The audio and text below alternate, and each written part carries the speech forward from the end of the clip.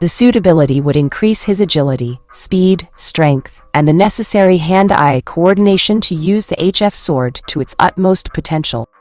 Not only that, but Frank wanted Naruto to take up his codename, Gray Fox, and bring back the title to its former greatness.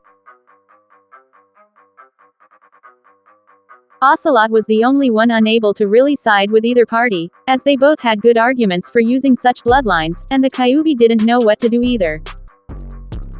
The only thing I can think of that will make everyone happy is to give the kid both, said Ocelot, seeing everyone look at him like he was a genius.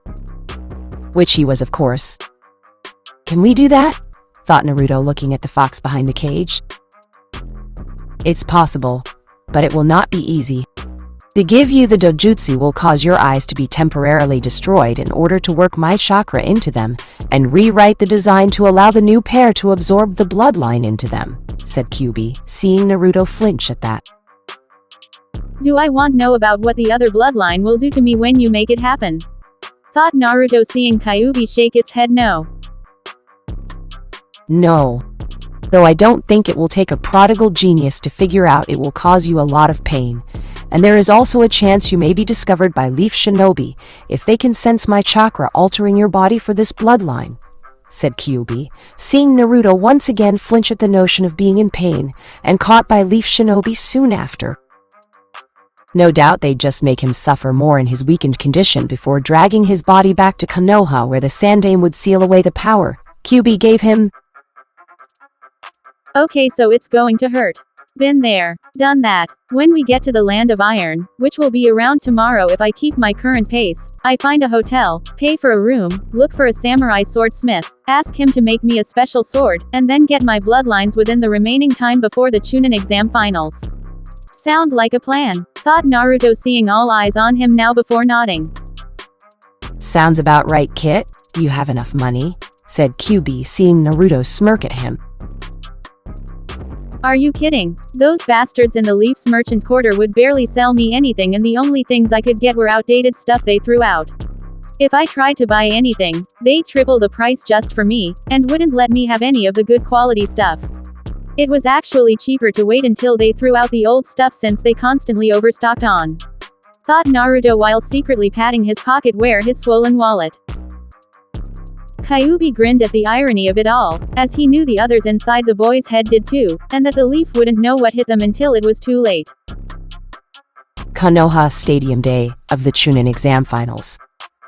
The Sandaime found himself unable to keep his scowl hidden while staring down at the arena before him, as he saw all the participating shinobi with the exception of Sasuke, and Naruto with neither boy in sight. Of course, Kakashi was going to be late with the Uchiha, which was not unexpected given the Junin's infamous reputation for being late, and no doubt would have Sasuke be late with a flashy entrance. What bothered the third Hokage was Naruto was nowhere to be found, which was something in itself if the Toad Sannin's notorious spy network was unable to locate an orange jumpsuit-wearing blonde, who yelled a lot and loved to eat bowl after bowl of rap. The only reason the Sandaime didn't disqualify Naruto now was due to the kunai in his office yesterday with a note attached saying the fox is always one step ahead of the hounds that hunt him. It took all of the Hokage's cunning to keep the news of Naruto's seemingly non-existent presence in the Leaf for nearly a whole month a secret, and keep any rumors about a strange shinobi of some kind with experience in war taking a unique interest in the blonde after that incident at the shinobi library. He's here. I can feel it in these old bones of mine, thought the Sandaime before looking over at the Kazekage, who was really Orochimaru in disguise, and decided to start the Chunin exams now in order to see how things play out. Will Uzumaki, Naruto and Hyuga, Neji come forward. Your match starts now, said Genma as he saw Neji was there, but not Naruto, and wondered where the kid was. He won't show up. It was all talk, thought Neji while smirking at his apparent victory without even the need to lift a finger and see Hinata's suffering increase, knowing her so-called inspiration was nothing more than a fraud. His musing on the matter were interrupted though, as a figure walked into the stadium, wearing a dark trench coat. His clothing in the sunlight had a silver metallic sheen to it, and the wind just happened to be blowing just right for his entrance. Everyone's eyes now focused on him now, as he walked into the arena floor across from Neji, stopped several feet away from the Hyuga, and turned to fully face the older boy.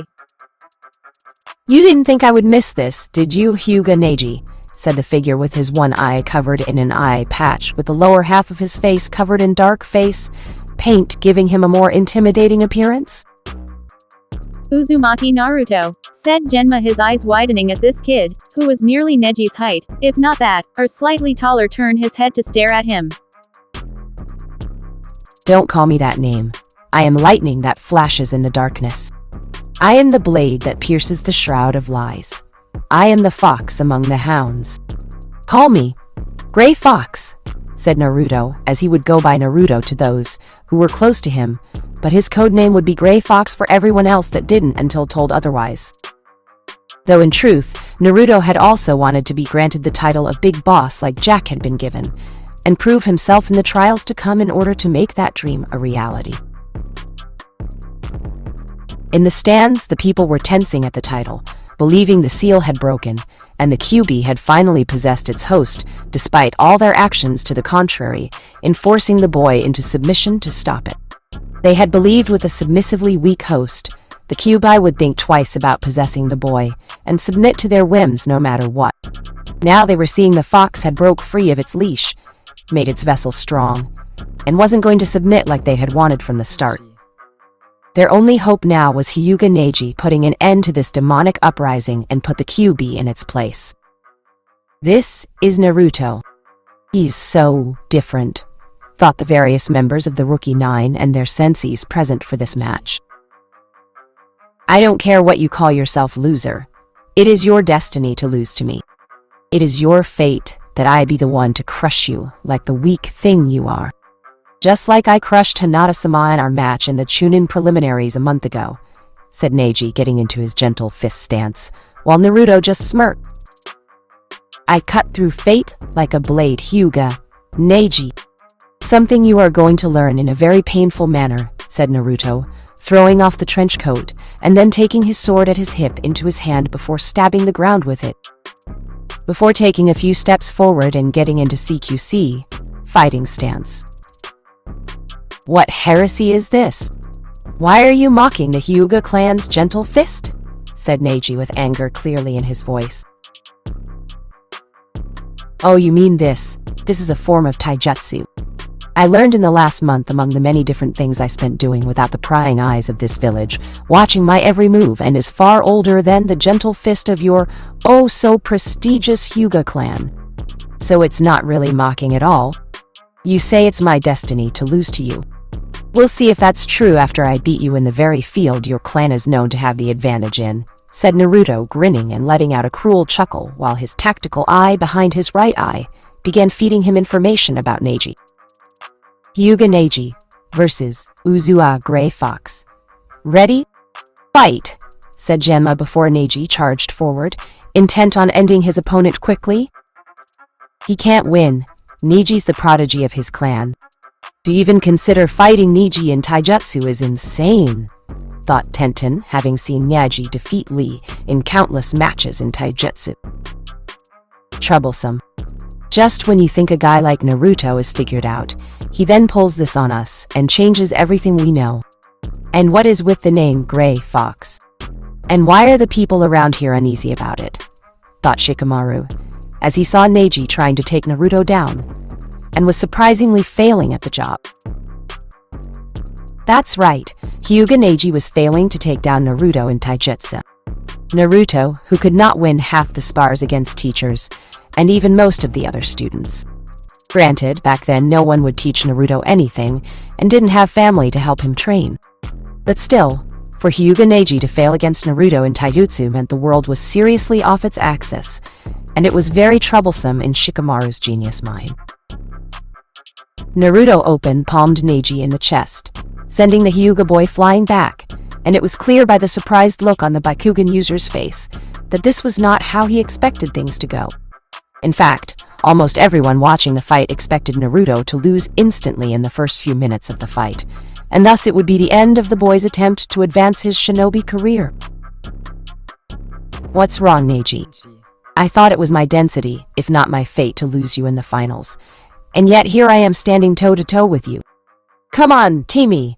Stop trying to hit me and hit me. That is, if you can, said Naruto, using the knowledge in how to taunt his foe, which he learned from Ocelot, and saw Neji getting angrier with each passing second. The gentle fist attacks were getting sloppier. The strikes aimed at Naruto were becoming more easier to block and counter with each attempt made by the Hyuga. Prodigy. Naruto, for his part, had decided to end this battle, as he waited for Neji to get in close again, and broke the older boy's arm after grabbing it before following up with a flying knee to the gut that sent the Hyuga branch family member flying back while skidding across the ground. You shouldn't be able to defeat me. You are nothing. Just a fool. A weakling. A mistake made in an unholy union. I am a Hyuga prodigy. I am born of a noble clan, of noble line, of a rich clan heritage.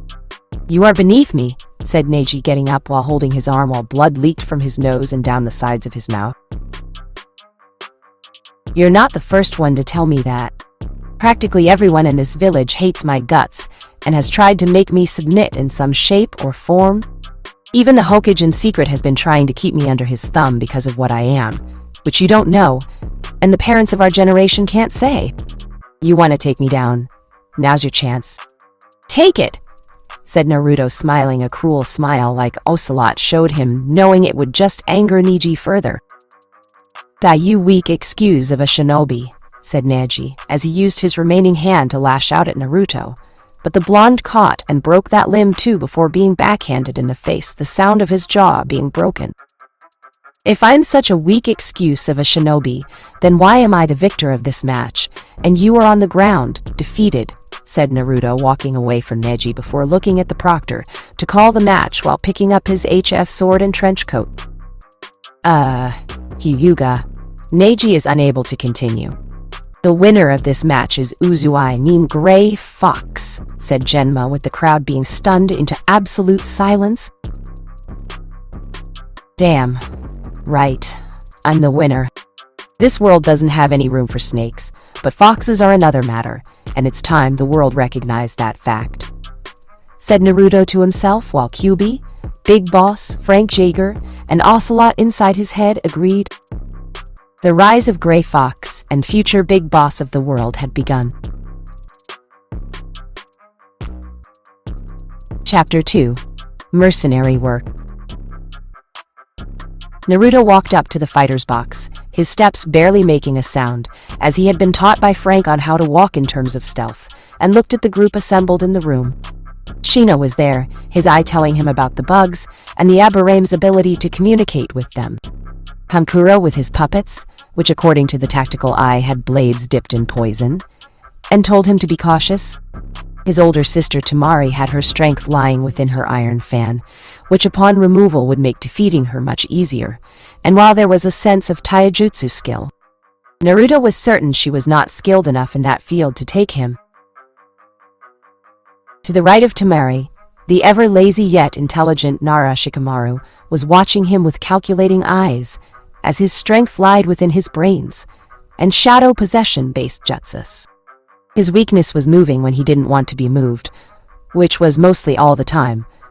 But Naruto knew never to underestimate a Nara, as they were entrusted to come up with brilliant strategies and hone their minds through countless games of shogi. Not that far away from Shikamaru, but still possessing his own bit of distance, was Sabaku no Gaara, who was eyeing him with a mix of interest and bloodlust in those sleep-depraved eyes. Aside from Sasuke, Timi were missing someone, and while I don't care for the asshole, I would like to know where Sound's own mummy man is, said Naruto, seeing none of the people in the room, knowing while only Gaara's eyes narrowing slightly. Why do you want to know? Said Gaara, speaking at last after some long silence. Do I need a reason? More importantly, were you the one who killed him? Said Naruto, seeing Gaara smile an evil smile, and saw the shocked faces on everyone else. What makes you say that? Said Gaara, though the smile never left his face. Because I know how you are when provoked, Gaara-san. I was there the day you arrived in He-Leaf, when you threatened your older brother with the ending of his life after he was talking back to you. If Mummy Man so much as looked at you wrong, which most likely he did, I would bet a year's worth of ramen at my favorite restaurant to eat that you killed him on the spot, and since the guy was from a minor village, I'm going to assume no one really missed him, said Naruto, seeing Gaara's smile increase further. You assumed right. Ray Fox, said Gaara, surprising everyone with the exception of the boy's siblings. Why do you all look so surprised? After all, the two of us are like kin, and have the same kind of curse placed upon us by our own village, said Naruto, seeing Gaara's eyes widen, and the smile leave him. What is your number? Said Gaara, seeing the confused looks on everyone's faces. 9, said Naruto, looking at Gaara with the tactical eye telling him about Shukaku, the ability to use the sand, and while it was good defensively, it had the weakness of being slow. Of course, the fight Gaara had with Lee in the preliminaries a month ago showed that, and the concept of using water to make it slower also appeared in terms of strategy. With enough water hitting Gaara's sand, much less his very body, the sand would turn to mud and make him vulnerable to attack. I see. Then you must be the strongest of all of us. I will look forward to fighting you and proving my existence, said Gaara, seeing Naruto smirk. I'll look for you on the battlefield, said Naruto, walking over to the balcony to see the people still shocked by what he had done. Will Sabaku, no Gaara, and Uchiha Sasuke please make their way to the arena? Please, said Genma, since it was for the best that this thing continue. Time to make some noise, said Naruto, seeing Gaara just nod and vanish to the arena floor. After a few moments, it was clear Sasuke was not going to show up, and only would if it would be at a significantly later time of his choosing. Naturally, the people wouldn't care on account of his clan, and no doubt the Hokage would go along with it since it was clear where the old man's loyalties truly lied if he came down to choosing between him or the Uchiha. Uchiha Sasuke's match with Sabaku no Gaara is postponed until later. The next match is Sabaku no Kankuro vs Aburame Shino, said Genma, seeing Gaara frowning at the clear disrespect the Uchiha was showing and vowed to make the clearly arrogant boy suffer if they crossed paths. Proctor! I forfeit my match, said Kankuro, getting boosts from the crowd while calling him a coward. Okay, will Nara Shikamaru and Sabaku no Temari come down for your match? Unless, of course, either of you wish to forfeit your match, and we can continue on to next fight, said Genma, seeing Temari come down ready for a fight. Unlike my brother, I'm ready for mine, and the only question now is, does my opponent from your village feel the same way? Said Temari, seeing Shikamaru sigh lazily. Troublesome. I don't want to fight, especially against a girl. What is it with me getting picked to fight girls? I think I'll just said Shikamaru before he was literally kicked in the ass over the railing onto the arena floor.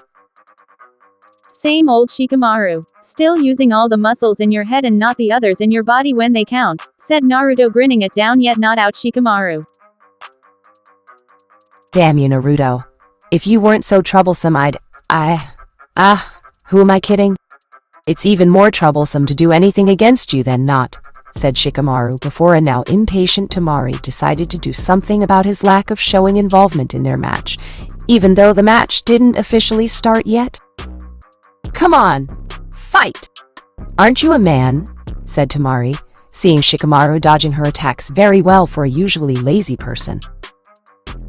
She had no idea how much practice he got dodging his mother, who incidentally uses the same kind of manner of swinging metal objects at him like the eldest Sabaku sibling was doing now, and thus gave the Nara a chance to anticipate some of the strikes. Dad was so right when he said all women were troublesome. If you don't fight a woman, then you're not a real man. If you do fight a woman, then you're a heartless man, and in all likelihood should be put down like a dog. Why are women so double standard? Ow! Said Shikamaru, getting hit by Temari's fan, and sent flying. Some of her strikes, not all of them. Time to meet your maker, said Temari, leaping into the air to bring Hama Iron Fan down on Shikamaru. I met her this morning. She's much scarier than you.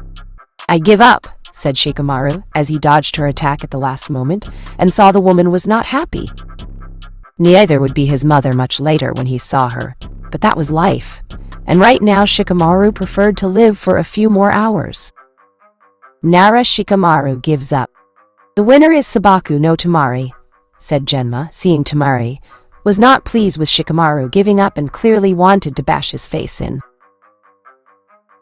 Figures. Shikamaru, you coward. Oh well, if she didn't beat him up, his mother sure will, and what's worse is they live in the same house. I don't know who to feel sorry for. The house, or Shikamaru? I think their house deserves more sympathy, said Naruto grinning at Shikamaru, who was sighing, sulking, and slowly getting out of the arena. Such a sloth, that one. Now it's time to Uchiha Sasuke versus Sabaku no Gaara. Will both fighter please enter the arena for your match, said Genma, hoping for the Uchiha's sake that he got here in time. Because this time there was no way to postpone the match, and would no doubt upset the clients for having such a tardy competitor. Uchiha or not. If the Uchiha doesn't show up, I want to fight a warrior of my choosing, and I won't take no for an answer, said Gaara, as he wasn't going to be denied a fight a second time, and would make someone fight him if he needed to do things that way. We'll see. No promises, said Genma, as he now waited a second time along with just about everyone else for the Uchiha, and hoped the boy would finally arrive. Sadly, he had yet to arrive, and it was making people upset. What should we do, Hokage-sama? We can't postpone the Uchiha's match any longer, said the Hokage's Jonin aide, seeing the Sandaime narrow his eyes across the arena at Naruto, who was currently looking back and basically daring the old man to favor the Uchiha. Just one more time. Do it, you old fart. Favor the Uchiha in this just to prove I'm right. Even if you don't, the mere fact you are stalling just proves he's special and deserves your, oh, merciful help in this matter, thought Naruto, knowing the Hokage was in a bind now, and couldn't avoid it forever. Disqualify the Uchiha, said the Sandaime, at last, knowing any longer would make a bad impression on the leaf. This cannot be happening. I know Sarutobi doesn't know about my plans because he has done everything to keep the Uchiha in the finals. I need to wait until the Uchiha is here, thought Orochimaru, though he was also interested in Uzumaki. Naruto's sudden change that clearly occurred right under the Sandaime's nose. Could his actions in blocking the seal holding the Kyuubi have done this? Could he have misaligned the five-pronged seal in some way to bring about this transformation? Uchiha Sasuke is disqualified for being late. The winner by default is Sabaku no Gaara, said Genma, having been finally given the call, and once more got boosts from the people. How disappointing. I was hoping to see the Uchiha fight a good match. This means that I came all the way here for nothing, said one potential client, while others were speaking the same way. To them, the only good fighter so far from the Leaf was Gray Fox. The next match will start now. Will Gray Fox and Aburame Shino come down to arena for their match? Said Genma, with Gaara going back to the fighter's box? Don't get angry, Gaara. All things come to those who wait. We'll have our fight. Count on it. Just think. The Leaf is saving the best fight for last, and you'll be considered one of the two best when the time comes, said Naruto, seeing Gaara smirk at the news, and for once Mother wasn't complaining about the wait. Personally, I see no real reason to fight you, Gray Fox. There is no logic in it, said Shino, while finding the new name to call Naruto to be difficult in remembering since it was so sudden. Perhaps not. If you don't want to fight, then forfeit your match, and there will be no shame in it. In all honesty, I'd prefer it if you didn't fight me, and conserve your energy for future battles that lie ahead of us, said Naruto, seeing Shino's eyebrow crease behind his glasses at his cryptic message. I see. Proctor, I forfeit my match as my skills are at a disadvantage to my opponents, and I will not win, said Shino, seeing the man sigh at so many giving up. Okay, Aburame Shino forfeits his match. The winner is Gray Fox, said Genma with the loudest boos so far from the crowd.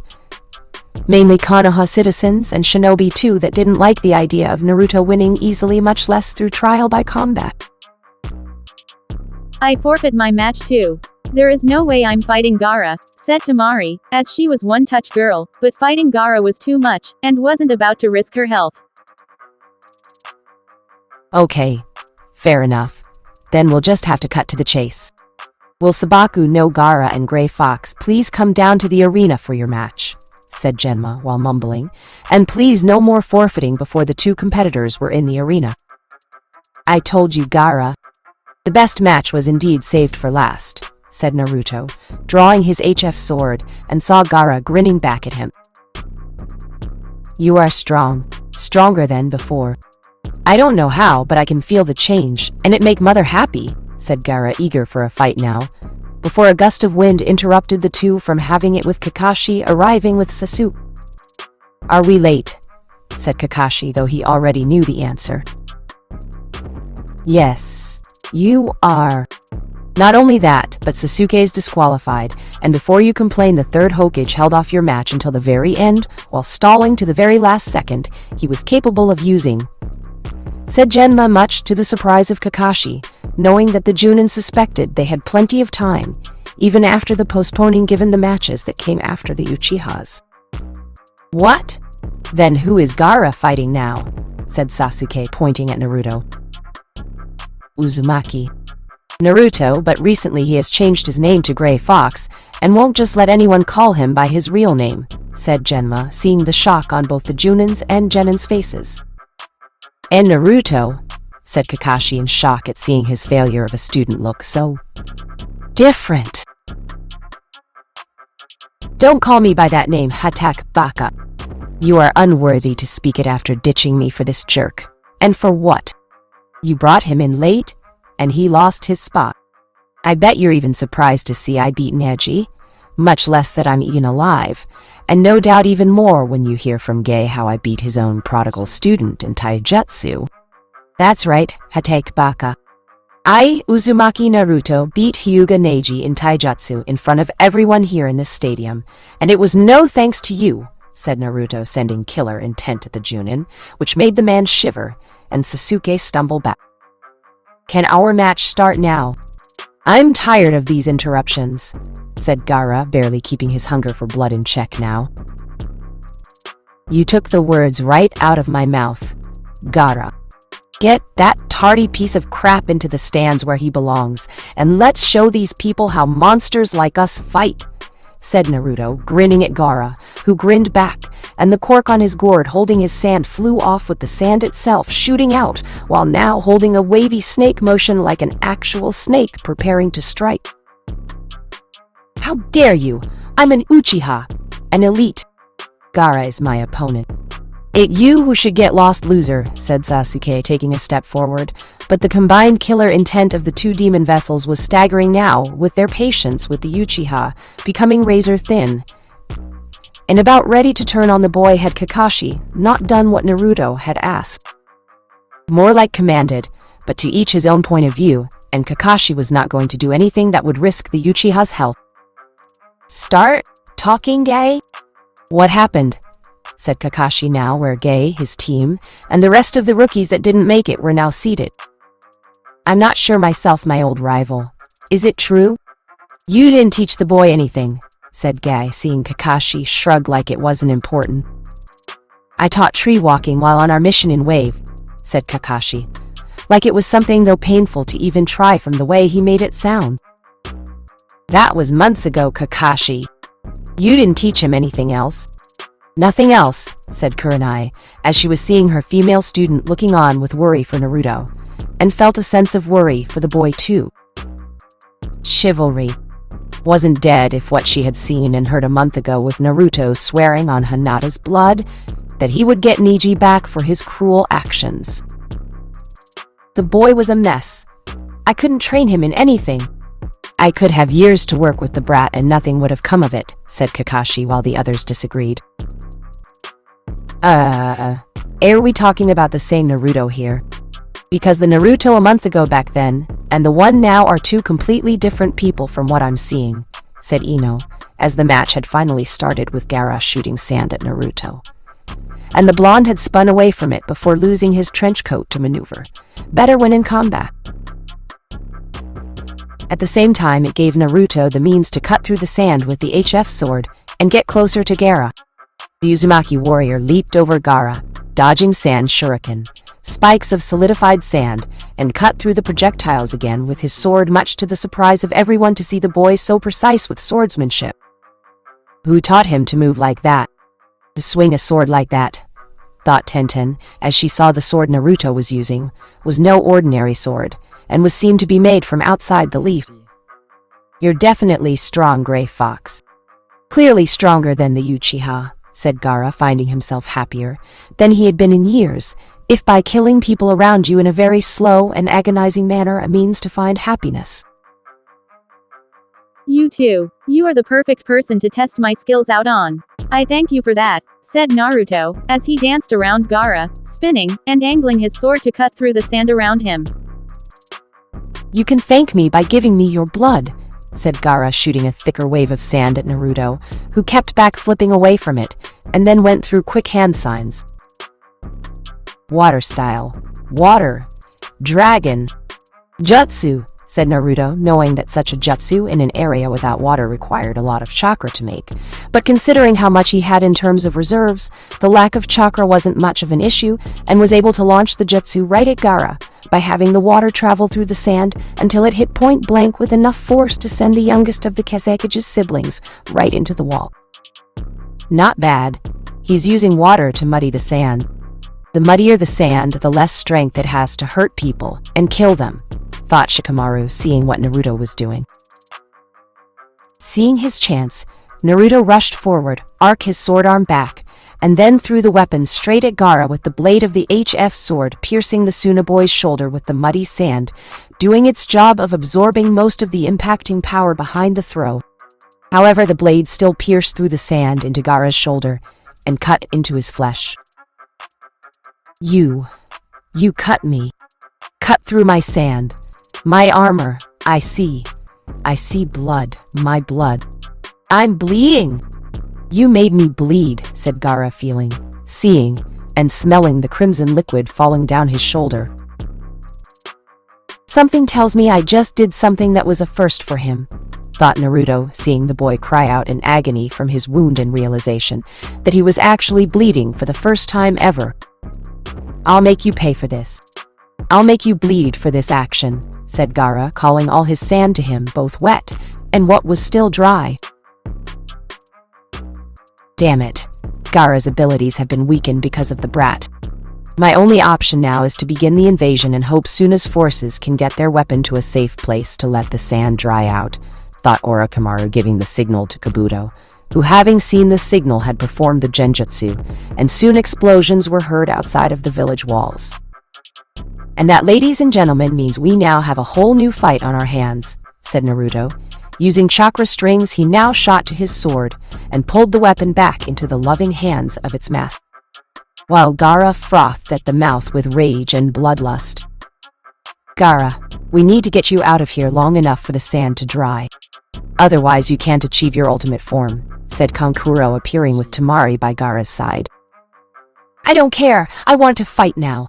I need to kill him. He needs to die, said Gaara, as half his face became a deformed demonic face, and his entire right arm became inhuman while made up of sand with claws for a hand at the end. You first, said Sasuke, charging towards Gaara with his hand covered in lightning. That was the Chidori and Sharingan active to make use of the attack. Slash! Thunk! Only for that same hand covered in lightning to be severed at the elbow, flying into the air, missing its target, or that of Gaara's siblings by 10 feet when it hit the wall above them.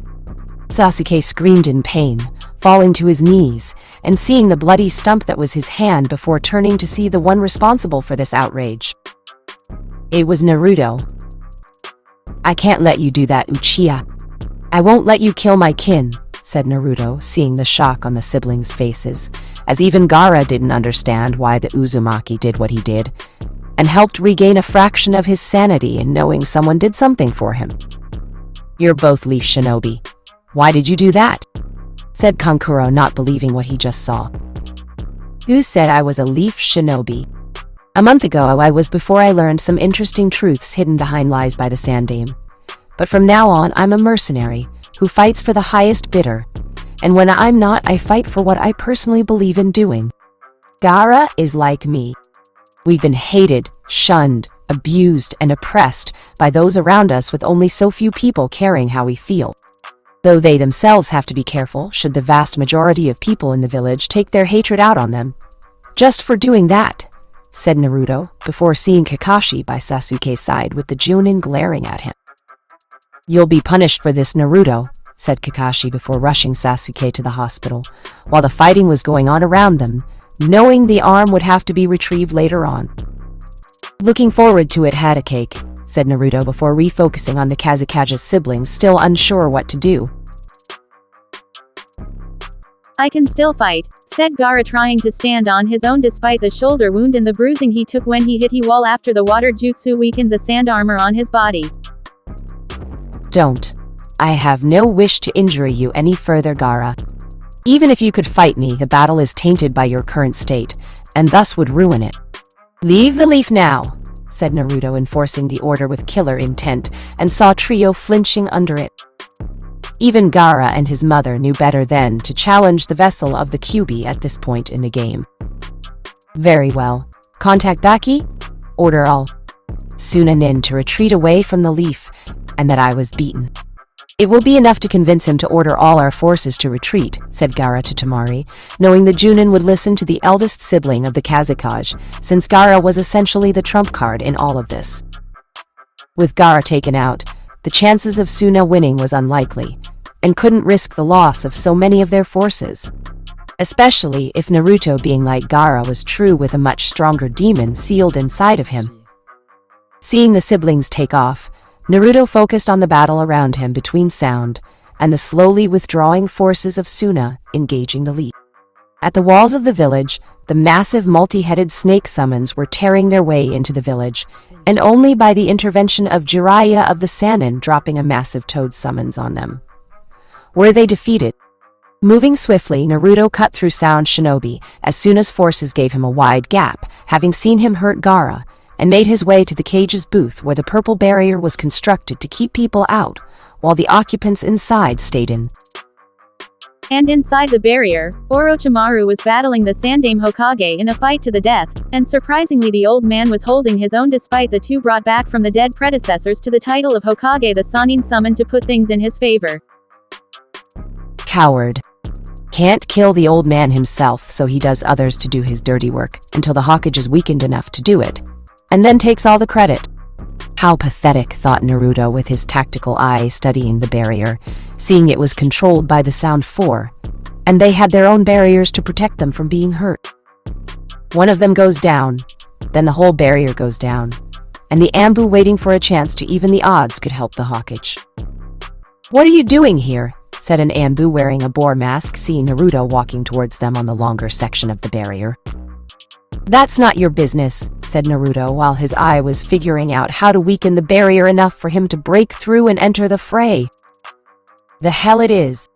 Why don't you make yourself useful for once, demon, and use your powers to repel the enemy like the obedient pet you were raised to be, said the Anbu, glaring at Naruto behind his mask. Such arrogance. You really are a pathetic bunch. Just stand there and watch while I save your precious Hokage from his inevitable demise, said Naruto, as he gathered demonic chakra into his entire left arm, and thrust it into the barrier, seeing it flux under the stain of his power. What the fuck do you think you are doing, asshole? Said the red-haired girl closets to him while trying to keep the barrier up along with the others. What I want to do, said Naruto, as he was not about to have Orochimaru cheat him of getting the justice he deserved, and knew the Sandaime had much to answer for. Dying now would be an easy way out. Increasing the output of Kyuubi's power within his left arm, Naruto saw cracks forming in the barrier, earning him a look of surprise from Orochimaru, and even the Sandaime before the old man took a punch to the face by the brought back from the dead Sandaime Hokage. With a sudden pulling back of his arm, Naruto destroyed the chakra barrier with feedback energy, hitting all of the Sound Four bodyguards, and knocking all four of them into unconsciousness. No, said Orochimaru, as he brought out Kusanagi to deal with the Ambu, trying to give the Sandame time to recover from the 2-on-1 battle between past and present Hokages of the League. All the while, Naruto watched the Sandame kneeling, catching his breath, and seeing the Leaf Shinobi sworn to defend him struggle in their effort to extend his life in this battle. The Sandame turned his head to look at Naruto, seeing the boy just stare at him, judging the Hokage with the one accusing blue eye, and knew that the blonde didn't help him out of the goodness of his heart. Before either party could say anything, much less move at first, the Nadaime Hokage had moved to flank Naruto from advancing towards the Sandame, and Naruto had to fight the man off using his acrobatics. He used his HF sword to cut an arm off at the shoulder, but the limb regenerated, and the dead man didn't even seem to notice. The tactical eye revealed the source of the Nadaime's ability to live in this world was located in his head, where a seal tag was placed to sustain him and heal injuries to his body. The weakness, however, was the source of the Nadaime's current strength, as he just had to cut the head off of the body, and destroying it to put an end to the man's continuing existence was the key to winning this fight. Angling his HF sword, now pointing directly at the second Hokage, the blonde swordsman waited for the Nadaime to make the first move, which the man did, and moved out of the way before bringing down his weapon down upon the man's head, slicing the back of Nadaime's head in half and destroying the seal tag within it. Before he died, however, the Nadaime managed to turn his head to face him and smiled at Naruto for freeing him from being Orochimaru's slave. As for the Shodame, he had knocked or killed what Ambu didn't go after Orochimaru before turning his attention to the Sandame, having regained some of his strength. The very first Hokage of the Leaf charged at the Sandame, who used his staff to counter the man's movements, and missed, seeing Naruto leap towards Orochimaru, knowing with the Sannin gone then, the Shodame would no longer be controlled, meaning the man could once again rest in peace on the other sides again. You interest me, Uzumaki Naruto. 1 month ago, you were weak and pathetic. Now you are strong, ruthless, and show promise in being my new vessel, said Orochimaru, who would be salivating at the mouth had it not been for the anger at this boy ruining his plan to kill the Sandame. And yet, the Sannin sensed the boy wasn't doing it simply for the Hokage's sake. It was something else. I'll pass. The last thing I want is to be one of your playthings. However, I will see to it that you are given something to remember me by, and that you will always remember the name Gray Fox, said Naruto, as he made 10 shadow clones, all armed with HF swords, and the Sannin cursed in his assumption the Kyuubi's chakra was still sealed off. You won't defeat me. I am a god. I am immortal. I am invincible, said Orochimaru, as he engaged the shadow clones, and Naruto in combat. No, what you are, Orochimaru, is a coward. A coward who fears death and tries to cheat it by making it wait. But there is one thing you haven't counted on, Orochimaru, said Naruto, as his shadow clones moved too fast and was too agile for Orochimaru to counter them all. Some of the HF swords from the shadow clones were able to hit the Sannin's shoulder, leg, and cut into his back. Orochimaru tried to ignore the pain as he lashed out at the shadow clones, hoping to hit the real Naruto among the fakes, and while a few of the shadow clones fell, there were still too many to aim properly. And what exactly is it that I have not counted on, boy? Said Orochimaru, as he lashed out with his sword in a last-ditch effort, but lost it to the real Naruto's HF sword, and then Quick Spin was stabbed in the gut while the shadow clones stabbed him all over. Death waits for no man, said Naruto, seeing Orochimaru wanting to do something, but the injuries and clearly draining battle before the blonde's interference had stopped any action the Sannin wanted to occur from happening. I won't let you kill me, said Orochimaru before extending his neck suddenly and bit Naruto on the neck to fill the boy with snake venom, only for the boy in front of him to go poof, and revealing the Naruto he bit was in fact a shadow clone. Nice try, but I learned long ago never to let down my guard in front of a weakened foe, and that's not going to change, said Naruto behind Orochimaru before quickly cutting off the Sannin's head with one clean swing. Orochimaru was dead. At the present time of this happening, the Shodame Hokage stopped right before his open palm could strike the Sandame in the skull with enough force to scatter his brains and kill him. The Sandame for his part looked at the Shodaime in his paused state, seeing the man's body now decaying before his eyes, and then saw the same man turn to face Naruto standing over a headless Orochimaru, while the shadow clones dispersed.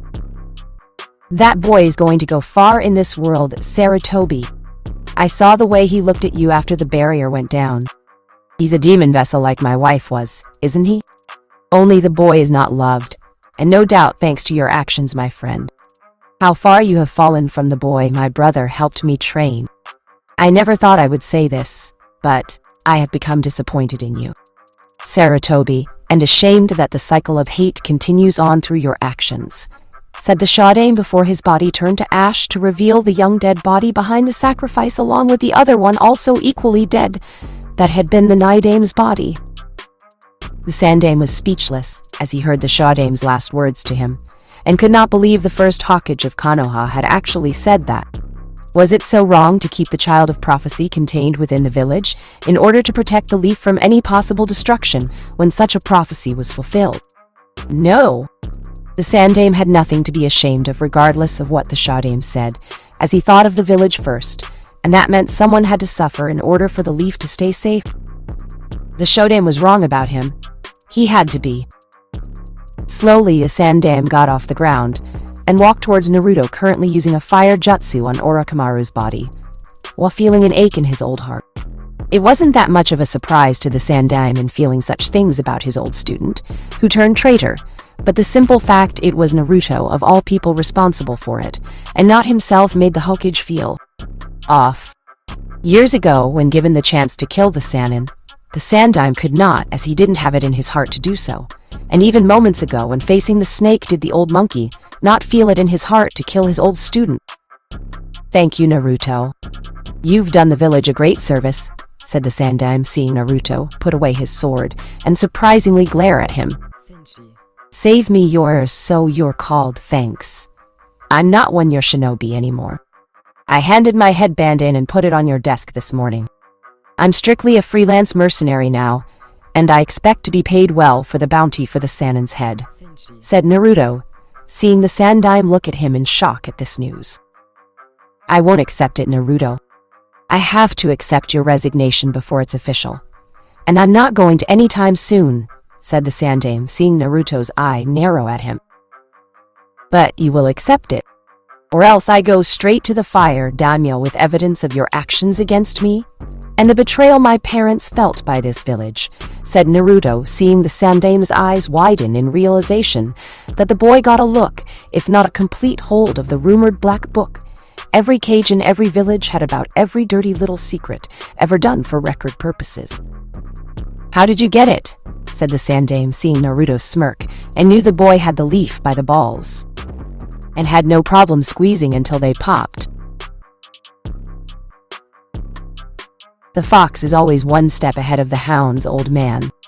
And a fox would never tell a hound, knowing such knowledge would be used against him again. Now you accept my resignation? You accept my change from shinobi to mercenary? You give me everything that is my inheritance, restitution for crimes committed against my family, and keep any protest about this from the councils shut. They so much as try to send killer intent at me, not that they could intimidate me from the start, and the book along with copies from various pages within it get sent everywhere. Every shinobi village, every city, every country, and every person with the ability to read will know exactly what this village has done to make itself the so-called strongest of the shinobi village before they all declare war on you. Deal? Said Naruto, seeing the third Hokage sigh, biting back the remark he wanted to say about the boy. But knowing just how damaging the book was in Naruto's hands was more than enough to make him nearly choke on his tongue, and finally cave into the demands. All right. I'll have everything for you to sign to make it official, and you'll get what you want, said the Sandame, bowing his head submissively, while cursing this boy for having the upper hand. Excellent. Also, I'm going to read over everything before I sign, and any missions I get asked for. The leaf gets 0 in terms of the money for the missions. Got it? The leaf gets nothing in terms of payment unless the clients ask specifically for the village's help too, and if they do ask, you only get a small cut of the pay. 80-20 with the leaf getting the lower end. Oh! Before I forget, From now on, you will call me Gray Fox, and nothing else unless I say so, said Naruto, seeing the Sandame once more nodding reluctantly at this, while cursing the boy's brilliance, since it was clear every client seeing him would want the blonde exclusively for missions. Damn you, boy. Damn you and your family, thought Sandame to himself while looking away, knowing if such words were ever spoken with Naruto holding the upper hand. Sensei, are you all right? Where's Naruto? Said Jiraiya, which caused the Sandame to look back and see the boy was no longer next to him. Probably for the best, given how the boy was no doubt tempted to take his head off too. He's gone. The plan has failed, Jiraiya. Naruto no longer wishes to be in the service of the Leaf and wants his family's inheritance we denied him, said the Sandame, seeing Jiraiya go pale and wondering how the boy knew, and what else the kid discovered. How does he know? Said Jiraiya, as he had helped the Sandame years ago in this, and while he had felt somewhat guilty at the time, it had been for the greater good. Right? I don't know. What I do know is he has the Black Book. If I don't meet his demands, then he will see to it that every single dirty act the Leaf has committed out of the public eye is known to everyone, and the village is destroyed, said the Sandame, seeing Jiraiya's face go even paler and could rival Orochimaru's face in terms of that shade of white. Crap. If he knows about his parents, much less the Black Book, then he also knows I was supposed to be his godfather, and Tsunade his godmother. Only we kind of told her that he died during the sealing, and basically took away Tsunade's only reason to stay in the Leaf, knowing that she'd crush the skulls of anyone attacking the boy, said Jiraiya, as he had felt guilty doing that to Tsunade. But again, it was professional duty over personal feelings, and had to fight the idea of just not following orders. How goes the battle? Said the Sandame, finally seeing Jiraiya shrug like it wasn't even important. Sound was crushed soon after Suna retreated. I don't know what the Gaki did, but it was through him they pulled out, and sent running like the Shinigami was on the warpath, said Jiraiya, as he saw one Suna shinobi confirming the retreat order, and then running after hearing the QB weapon is being used in his radio earpiece. Why had the Sandame get into a measuring stick contest with Suna in terms of power, Jiraiya didn't know, but the third had used QB being sealed into Naruto on multiple occasions in the form of a bluff, to keep Suna in line and keeping an alliance with the Leaf during the incident with Kumo, and the threat of using the boy to wipe them out using Kyuubi's power before redirecting it entirely at Kumo. Suna wasn't sure if the Sandame was being truthful or not, given their knowledge of seals was nowhere near Jiraiya's, or the late Yondaime level. The Sandame had lied, saying the boy chosen was from an extinct clan from Whirlpool capable of unleashing a large Kyuubi's chakra, and surviving the strain of the usage. It had been a bluff. Suna wasn't going to risk investigating until Gaara was strong enough to at least hold his own for a while against such a powerful foe. If such a foe had existed. Wait until things stabilize between our two villages and then have an emissary go to Suna for talks, said the Sandame, as he knew things were going to be hectic once word spread about this, and people wanting answers. With Naruto days later, Naruto walked amongst the war-torn streets of Konoha, not caring that the once well-kept zone now looked crappy like his apartment complex did, and ignored the shinobi around him. Some were starting to show respect, but only because they thought he worked for them, and what they had done was right. No doubt word would spread of how all their hard work paid off, and they were going to be patting themselves on the back for a good job well done. Glaring at them with a shove those praises up your ass look, the blonde walked on, having sensed their surprise at his reaction, and no doubt making them rethink their thoughts on him being under the Hokage's thumb. With the invasion being over, workers set about rebuilding the damaged places hit by the Allied forces, which wasn't entirely bad due to Jiraiya's toad. Summoning did the trick on the snakes, and Sabaku no Gaara had not unleashed Shukaku in the stadium. Currently, in regards to Suna, talks were being worked out with them, and finding a solution to all the financial troubles. The Wind Daimyo had put Suna in from the start that forced such a desperate move from them, thus causing Orochimaru to prey on the village like the snake he was. That was another thing to consider, as word spread of Orochimaru's demise like wildfire, and many were shocked to know Naruto had done it with the name Gray Fox becoming whispered throughout the elemental countries. Naruto smiled at that, as he was getting recognition quickly for the act, and beating Suna's untouchable Sabaku no Gaara in a way where all others had failed. The blonde himself had even sent a personal letter to Gaara stating that he held no ill wishes toward him, and that fellow kin like themselves should not raise arms against each other. Something Big Boss was proud of him for doing, as he along with Ocelot and Frank had been watching him during the finals while keeping quiet. If they did anything during the fighting either against Neji, Gaara, or during the invasion, then it would just tell Naruto that they didn't think he was ready for what needed to be done. When it was over, Big Boss, Ocelot, and Frank showed how proud they were by appearing within his mind in their military uniform before giving him a military salute. A military salute of respect they would give only to their equals or their superiors. They were proud to call soldiers. "Naruto Baka," said Sakura as she stomped towards him, seething in rage at the sight of her teammate, and clearly looking to hit the blonde with one of her usual fangirl punches to knock the boy down a peg. "What do you want?" said Naruto, being cut out of his thoughts while ignoring the fact she called him by his real name, and not the code name he kept telling people to call him by from now on. "I just went to the hospital to see Sasuke-kun. Kakashi-sensei told me his arm was cut off by your sword," said Sakura, seeing Naruto turn to face her. "Your point," said Naruto, as he was not going to deny it, and saw her face turning an angry shade of red. My point? My point? My point is you owe him your arm, and that sword that you carry around. You're coming with me to the hospital, and you are giving both of them to him right now," said Sakura, reaching out to grab his arm, but instead found that extended arm twisted by Naruto behind her back, and her face now kissing dirt. "I don't do what you tell me to do, Sakura. I'm not your punching bag, your pet, or any other thing that makes you think I will be bossed around by the likes of you anymore. Honestly, I don't even know how you even made it through the graduation exam, much less this far with Team 7 outside of me, doing all the legwork while Sasuke gets all of the praise, and you playing the tragic heroine thanks to the script the councils wrote for you.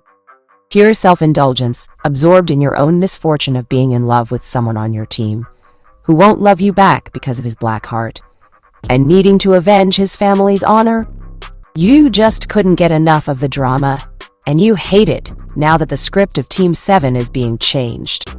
Changed by the clown of the group, who was supposed to die at some point, but surprisingly is still alive, while no longer playing the role written for him by the group, and is showing what he can do when it's time to be serious. Get out of my sight. Come near me again with the intent to hurt or kill me, Haruno Sakura, and I will take your life," said Naruto before breaking her arm, kept the girl's head pinned to the ground with his foot to muffle the scream. Naruto could only feel sorry for the earthworms hearing it. Walking a few more blocks, Naruto stopped when a leaf Ambu appeared in front of him, and he could tell it was that Ambu Captain Neko that the Sandime had ordered to spy on him a month ago. It was interesting to say the least, as he sensed no hostility from her, yet she obeyed the Sandame's orders at one point in his life according to the Black Book of Dirty Leaf's secret, to wait in rescuing him from a mob on his 9th birthday. The book did not specify if she felt guilty, but Naruto was sure there was some form of guilt, and if there wasn't, well, she could fuck off along with the rest of her squad. "Gray Fox, I must inform you that the council's clan heads and the Sandame Hokage wish to speak with you now," said Neko, seeing Naruto's eyebrow rise at this news. "They wish to speak to me." Those were their exact words. Not demand, not command. "Not their usual get in here and bow down before us, demon," said Naruto, seeing Neko nod quickly, while sensing her wince at the mocking tone behind his words. "I will take you to them," said Neko, putting a hand on his shoulder, and blushed behind her mask at feeling the muscles behind them were rippling with strength. Moments later, Naruto found himself in the meeting room filled with all the key people in the leaf that make it run. And unfortunately for the blonde, about 2/3 of all those seated in positions of power within this room were filled with people that hated his guts.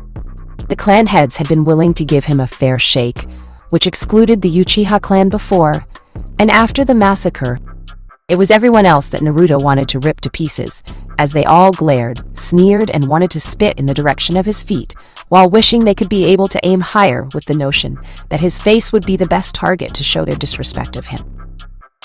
"Do you know why you are here?" said the Sandaime, seeing Naruto giving him a blank look. "Officially, yes. I'm here to claim what is mine. My family's inheritance, my right to be a mercenary for hire, rather than a leaf shinobi, and live my life how I see fit. That was deal, old man. Unless, of course, you decided to back out of the deal and have me come here just to bring about my silence," said Naruto, narrowing his blue eye at the Sandaime. "No, Naru? I mean Gray Fox. You will get what you asked," said the Sandaime, seeing the boy looking at him suspiciously. "Why do I hear a but coming up in the next sentence?" said Naruto, seeing the third let out a tired sigh.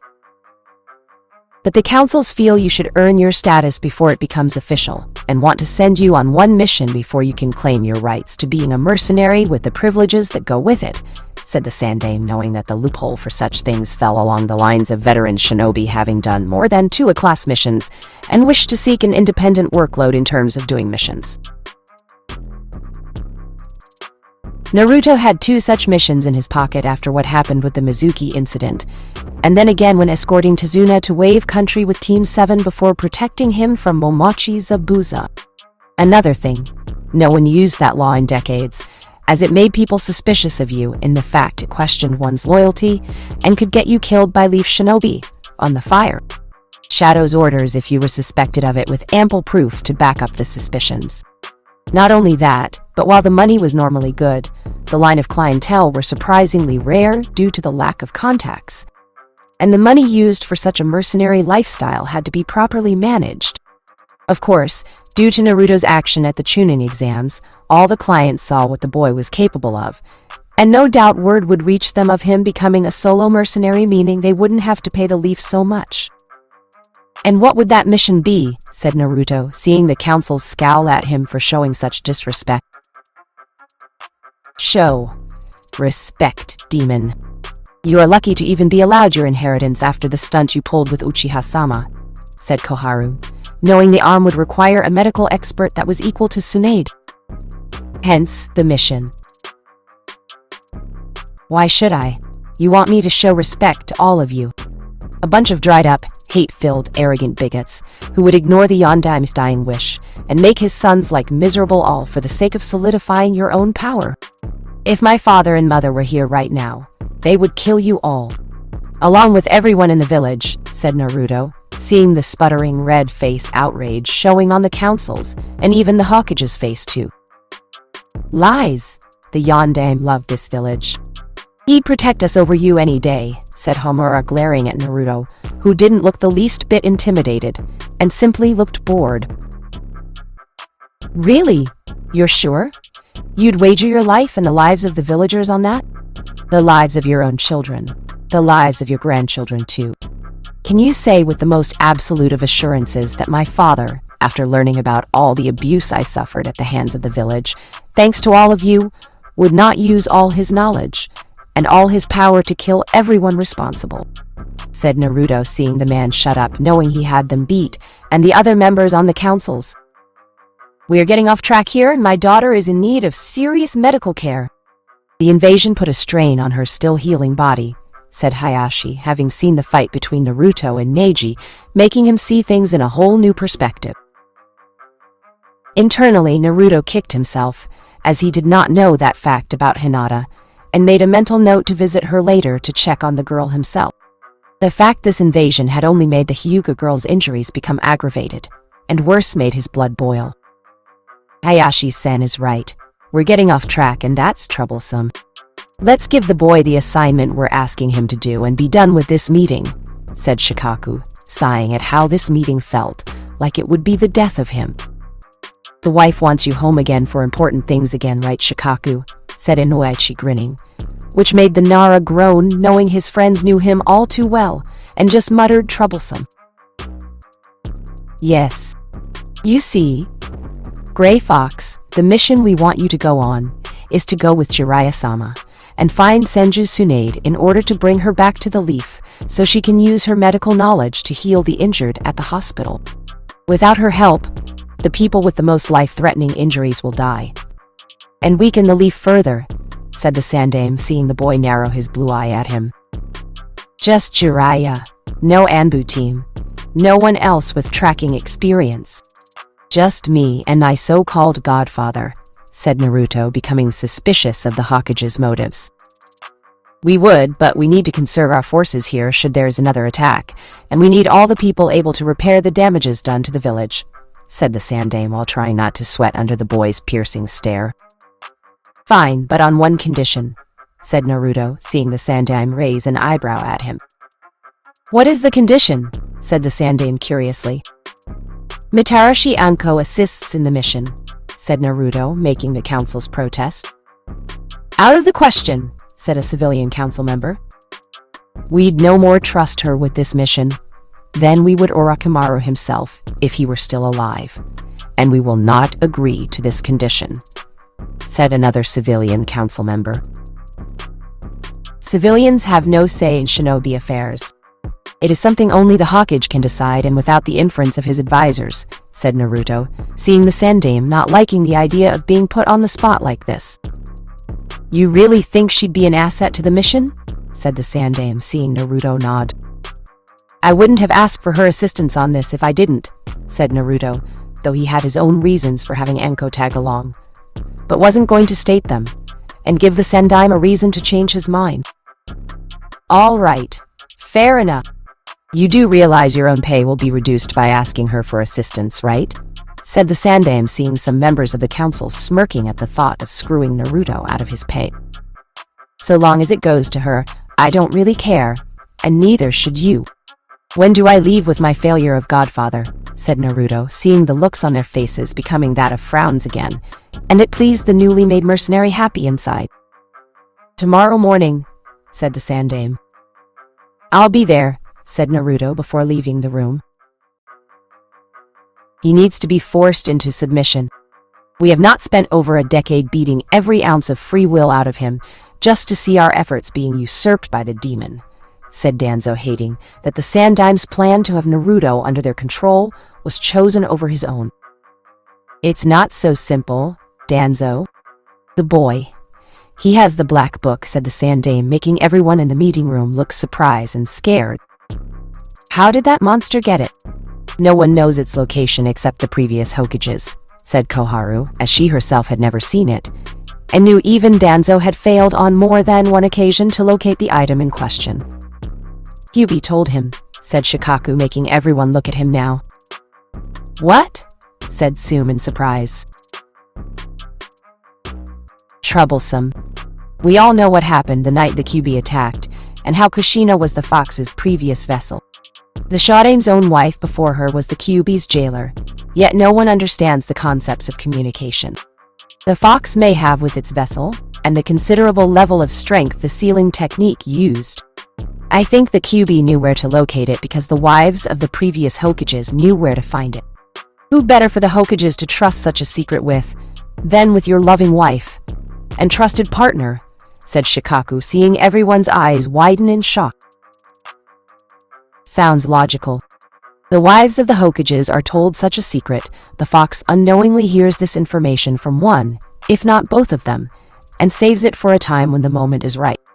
Somehow, the boy made contact with the Kyuubi during the month-long gap between the preliminaries and the Chunin exam finals, said Shibi, as he saw the members of the civilian and shinobi council cursing at this newly acquired information. So how do we get it back? Said Homura, as he knew there was information in that book that if brought to light could cripple the Leaf entirely, and their enemies would gather to crush them. I don't know. Even if we do, there is no guarantee that copies of various pages have been made and ready to be sent out, said the Sandaime, sighing at how things had gotten out of control. How did things get so beyond understanding? Konoha Hospital sometime later. Hinata sat up in her hospital bed, loving the sunlight that came through the window, and basked in its warmth while thinking of the things she had witnessed in the past few days. The invasion, the battle with Neji, and Naruto's transformation into that stud of a warrior that only proved to everyone that she was right about him. Everyone always said he was a monster, demon, a failure, trash, and other horrible things she would rather not even think about from the deep recesses of her memories. Naruto-kun is not a monster. He's misunderstood, thought Hinata, as she felt a new form of warmth reach her face not related to sun outside, but her blonde avenger, and seeing his new and improved form while wondering if what Neji did to her during the preliminaries was what sparked this transformation in him. That Naruto cared about her to change into what he was now? If it didn't hurt so much to breath heavily, Hinata would have scoffed at how it sounded like such a cheesy romance novel or some girl's fantasy dream. "How are you feeling, Hinata-chan?" said Naruto, walking into her room, wearing black pants, boots, and t-shirt with the kanji for Foxhound on the back. And Naruto-kun. I mean G-Gray Fox, said Hinata, as she felt her face heating up with a cherry red at seeing him, and without the almost skin-tight body armor-like suit. Surprised? You shouldn't be. Can you answer my question, Hinata-chan? Said Naruto, seeing the girl continue to look red in the face, but was trying to keep it under control for health reasons, and so he didn't think she was some shy weirdo. I am well given the circumstances. And my past injury was strained during all fighting when the invasion was happening. I have to take it easy, and not strain myself too much, said Hinata, seeing the sadness in Naruto's one eye, and wished to know what happened to the other, now covered by an eye patch. Sorry I didn't see you earlier. I had no idea you were back in the hospital, said Naruto finally, with Hinata's face showing her surprise at his words. It's not your fault. You didn't know, said Hinata before she coughed a little, with Naruto moving quickly to rub her back to help her. Easy, Hinata-chan. Don't strain yourself. Doctor's orders, remember? Said Naruto, seeing the girl shyly blush and nod at how close they were now. Of course, said Hinata, trying her best not show how much she enjoyed his gentle touch along her back. Excellent.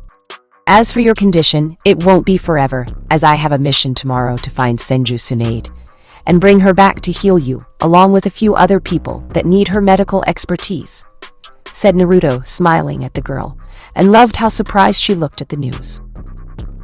Just you, said Hinata, wondering if he made Chunin yet, since no one among any of the rookies or guys' team knew if anyone was going to be promoted to Chunin rank. No. I'm going with Jiraiya of the Sannin and Mitarashi Anko to help in the search, said Naruto, not really having the heart to tell her about what transpired earlier at the meeting, with the council's clan heads and the Sandaime Hokage about his status being that of a mercenary from now on. Not to mention the news of his family being brought to light. How long will you gone? Said Hinata, knowing such a search could take weeks, even months, depending on how elusive the woman truly was, and how bad her gambling debts were at the moment. Don't know. Jiraiya has a spy network which can find just about anyone, and Anko has abilities for capturing people should they resist, said Naruto, not telling her that he had been the one to request Mitarashi Anko join them in the first place. That the reason the Sandaime wanted him to go along with Jiraiya in the first place was to possibly seal away everything the blonde had become before taking him back to the Leaf to have Inoichi dig through his memories for the book. An extra pair of eyes from a person who won't backstab him after learning of Orochimaru dying by the blonde's own hands, and may even help him out should things go south during the mission. Come back safe. Please, said Hinata, as she wanted to see him again, and maybe finally tell him her feelings. Of course. I want to see you smile again. It's a very beautiful smile, said Naruto before leaving the room, and barely caught sight of Hinata, fainting back against her pillow with a huge million-watt smile on her face. Konoha Gates next day. Ready, kid? Said Jiraiya, seeing the boy walking towards him in the battle suit he wore during the Chunin exam finals, but noticed the eye patch was on the other eye, and the eye it originally covered looked fine. "We will be when Anko comes," said Naruto, waiting for the special Junin to arrive. "I don't think she'll make it, kid," said Jiraiya casually. "Why is that?" said Naruto, narrowing his blue at Jiraiya suspiciously. "Because no one told me about the mission until you did, Foxy-kun," said Anko, making herself known to the two, and saw Jiraiya was now sweating nervously. "It's Gray Fox," said Naruto, anticipated Anko being left out of the loop about the mission accidentally, and sent a shadow clone to tell her last night. "Can't I call you Foxy-kun?" "You are hot like a fox," said Anko, looking at Naruto with a predatory gaze. She had heard Naruto was responsible for killing Orochimaru, which she wouldn't have believed had she not seen how beat up Neji was, and his new more hotter look. Much better than the orange jumpsuit of a midget he had been a month ago, who talked a big game, but had little in backing it up, and now seemed to evolve into this hunk of a still-growing man before her. When the shadow clone came to her home, it had dodged the traps, projectiles, and venomous snake pits she had set up around her home to keep out unwanted intruders before finally meeting the special Junin face to tell her about the mission to retrieve Tsunade. "Not in public," said Naruto, as he didn't have time to fight her on this, and refocused his attention on Jiraiya, sweating heavily. "Joy!" said Anko, grabbing Naruto and placing his head to her bosom. "If I wasn't so worried about being caught in that lie, I'd want to write what I'm seeing down for future research and blackmail the Geiki," thought Jiraiya, seeing pry Anko off of him. "Thank you for your affection, Anko-san, but we must get going and retrieve Tsunade," said Naruto, before walking towards Jiraiya, who knew the look of someone wanting to punch his lights out after catching him in a lie, and didn't like how it intensified. "Not the face," said Jiraiya, instinctively put his arms up to protect, before a searing pain hit him between the legs and caused the man to collapse onto the ground. "Deal. Now we can go," said Naruto, as he left the gate with Anko smiling at what just happened, and was doing her best to hold in her laughter. "Damn you, Geiki," thought Jiraiya, as he got off the ground, stumbling while he tried to stand fully, and proceeded to limp his way over to the two now ahead of him. Tanzuka City 2 weeks later.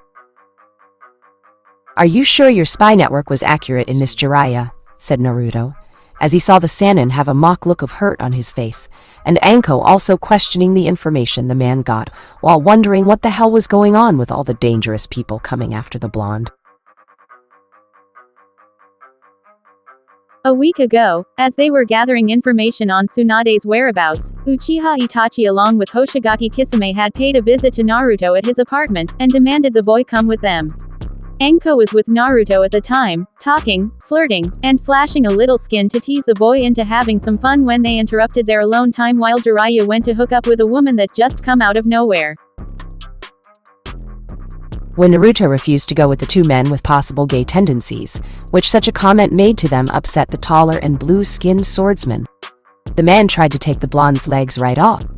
Kisame missed, of course, as he tried again, and again repeatedly with each swing, while Itachi just watched with narrow eyes at the sight of the boy being much stronger than either Akatsuki member first thought. Anko had been hesitant to engage Itachi, as she knew his Sharingan eyes were not to be trifled with, and decided to wait on the sidelines like he was. After Naruto confirmed it was Itachi, the two talked while Naruto kept dodging Kisame's sword swings, and even injured the swordsman a few times with a couple of hits to the man's body. Apparently, Itachi didn't know just how screwed up Sasuke was on account of his actions 4 years ago, and how that good-for-nothing brother had lost his arm at the elbow for it. Something Naruto had no problem telling the man, just as he did a spin kick that struck Kisame right in the face with enough force to send the man skidding back to where Itachi was, and just in time for Jiraiya to finally show up. After some bolstering, insulting, and the area changing into a huge toad-summoned stomach later, the two Akatsuki members were able to flee. After that happened, Naruto wanted answers from the Sannin, who admitted that there was, and still is, a group of S-class missing nin called the Akatsuki hunting down all nine-tailed beasts, for reasons Jiraiya had yet to find out. When Naruto asked why the Sannin didn't come back sooner or simply stay in Konoha after Kyuubi was sealed to help train him to further prepare for such foes, All Naruto got from the Sannin was silence on the matter. And it was then the blonde knew the answer. Because in the event the organization couldn't be stopped, they were going to hand him over and keep the peace at his expense. Since then, the two had barely spoken, and Naruto kept his senses sharp when sleeping in case Jiraiya tried to do any kind of sealing on his person. Anko herself had also found the Leaf's actions detestable, as they were not supposed to go through with such actions on one of their own, and also kept an eye on the Sannin for Naruto's sake. She owed him that much after killing Orochimaru. Trust me, she's here. People don't forget Tsunade when she's out drinking or gambling. Especially if she's gambling, said Jiraiya, knowing the woman could and would cause a lot of damage just to escape paying off debts. And not because the woman's bust size is what makes every single guy you ask have a perverted grin on their face, said Naruto, having looked the woman up in the bingo book and saw her picture with the large breasts for a woman her age to still have.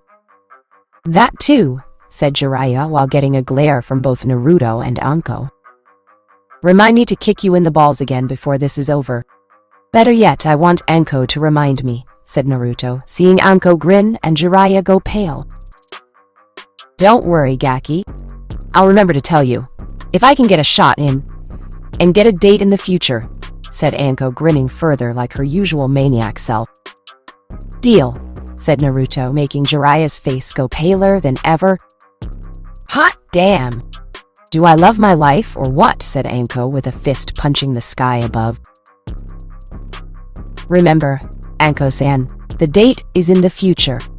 Let's focus on the present, said Naruto, heading into the city with the special Jonin right behind him. I'm going to be pissing blood for a while. I just know it, said Jiraiya to himself while he followed them.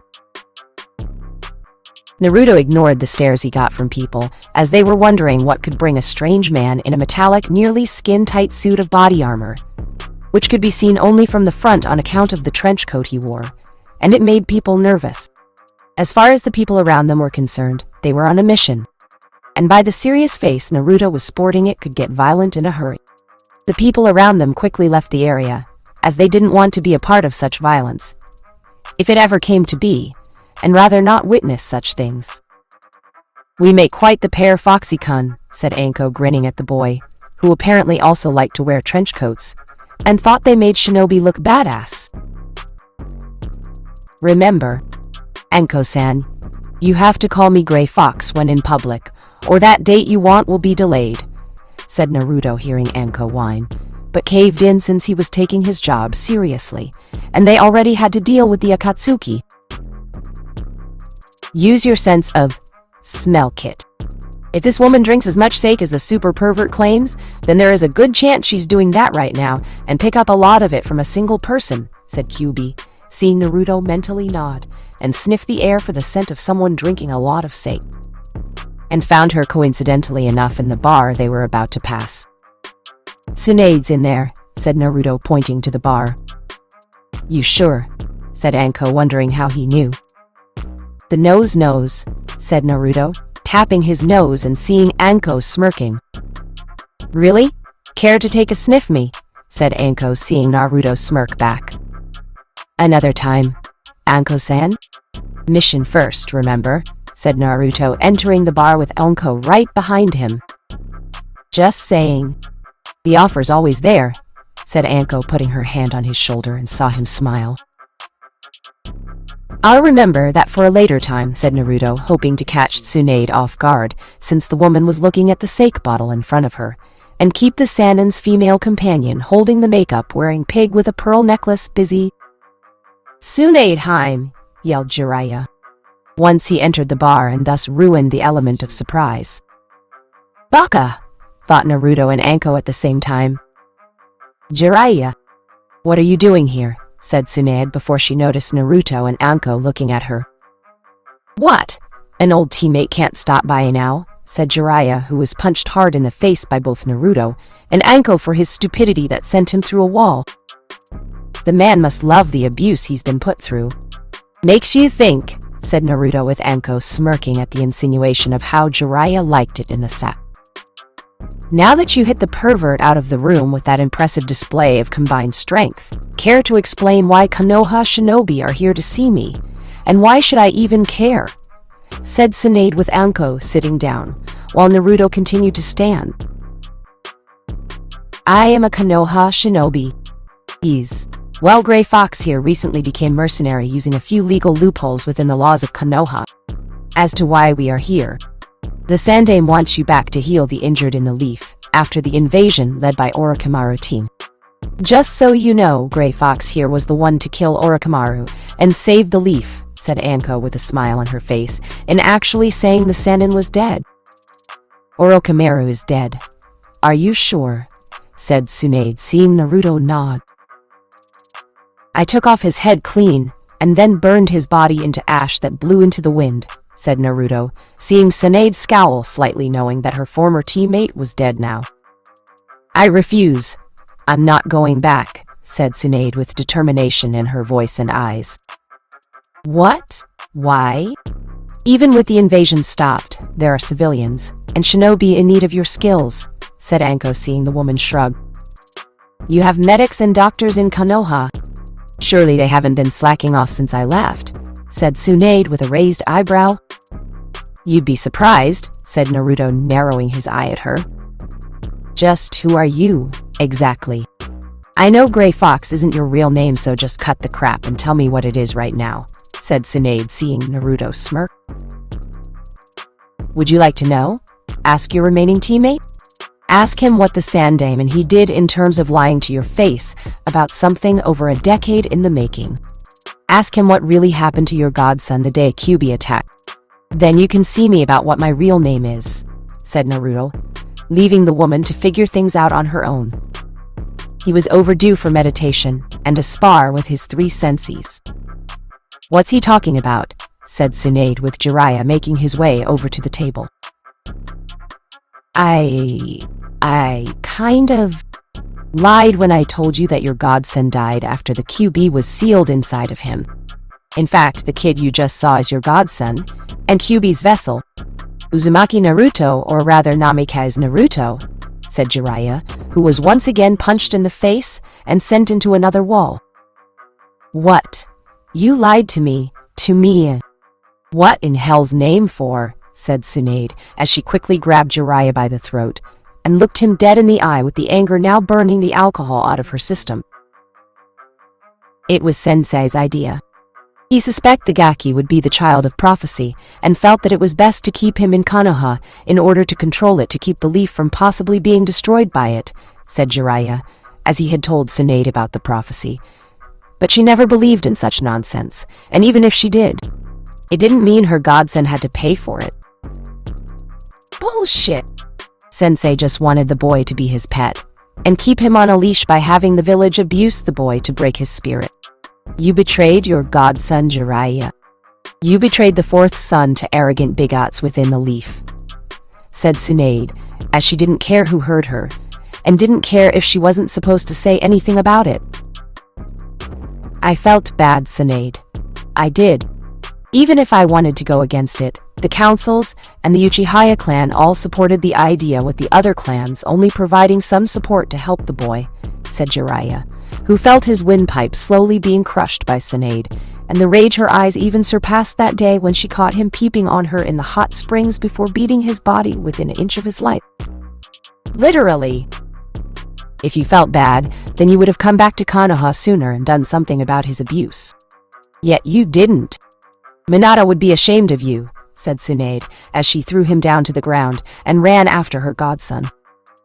She's right, you know, said Anko, while seeing the Sannin and the other woman follow after her. We do what is asked of us, Anko-san. Even if we don't like the order given, said Jiraiya, getting up from the ground, only to the socked in the face and into another table. Don't hand me that crap, you perverted baka. You are no better than Orochimaru, said Anko, leaving the downed Sannin to think about what she told him, while the special Junin herself went to find the rest of the group. With Naruto. Naruto learned that mediation was an essential part to a samurai's life when he was in the Land of Iron, allowing one to focus themselves and harness their power from within. The blonde warrior found this to be useful whether he was shinobi, mercenary, or just being the Kyuubi's vessel. It kept his mind sharp, focused, and ready for anything that was a threat to him. "So how do you think your godmother took the news?" said Kyuubi simply. "I imagine she's pissed off, and will no doubt search for me after stomping on Jiraiya for a bit before Anko gets in a shot or two," thought Naruto, smiling at the idea. "I can't believe a woman can have natural breasts that size in your world."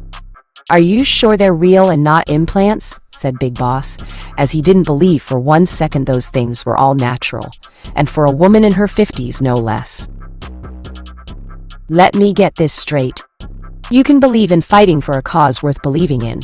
You can believe there is a 9-tailed fox sealed inside of me. But you don't believe Tsunade's boobs are real, and that they are staying that way naturally regardless of her age. Right?" thought Naruto, seeing Big Boss nod. "Trust me, kid. In my time, women got implants on those things to make themselves look sexier, and it only worked for so long until they got to that woman's age. Then the breasts would just... Well, it's better not to think about it," said Big Boss, seeing Ocelot and Frank snicker at the look on his face. "I'll take your word for it.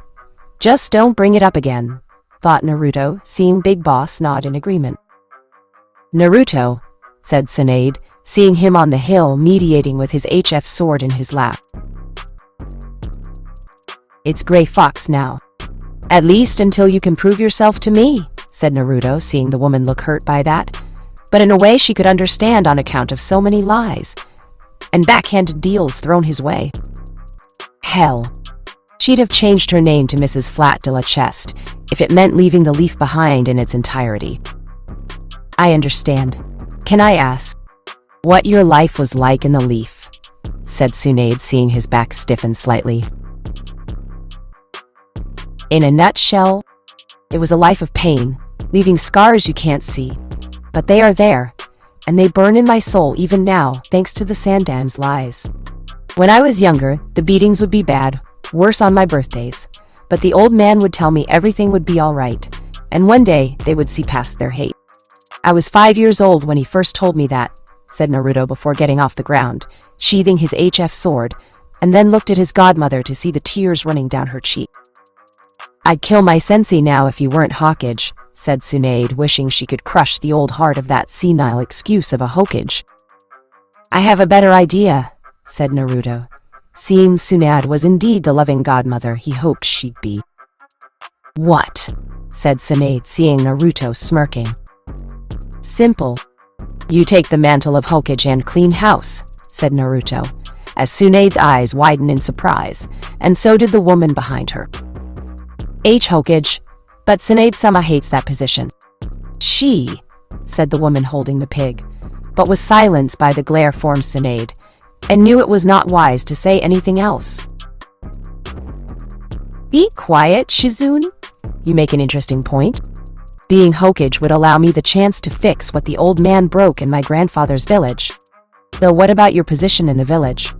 From what that woman told me in the bar, you'd declared yourself a mercenary now, and from what I remember about those laws, you can do just about whatever you want in terms of missions, while cutting the leaf out in terms of missions, while cutting the leaf out in terms of the middleman," said Tsunade, knowing her grandfather had put those laws was to ensure leaf shinobi could still make a form of income should they seek official retirement, but couldn't do anything else, and needed to do some more work on the sides from time to time. "Write up a contract which employs me as your personal mercenary, and that it states only you can send me on missions for the leaf. I stay in the leaf to help you clean house. I stay out of the reach and control the councils will try to make, and we stick to every single one of those assholes in the leaf," said Naruto, seeing Tsunade smirk at the idea. "And here I thought you were just going to leave Konoha the instant the opportunity presented itself," said Anko, having made herself known to the group. "What? And miss out on all the fun? I'm looking forward to seeing the Sandame out of power, the councils removed from power, and the reconstruction of the leaf into what it should have been during my father's reign," said Naruto, seeing Tsunade nod and letting an evil smirk appear on her face. "What about Jiraiya-san?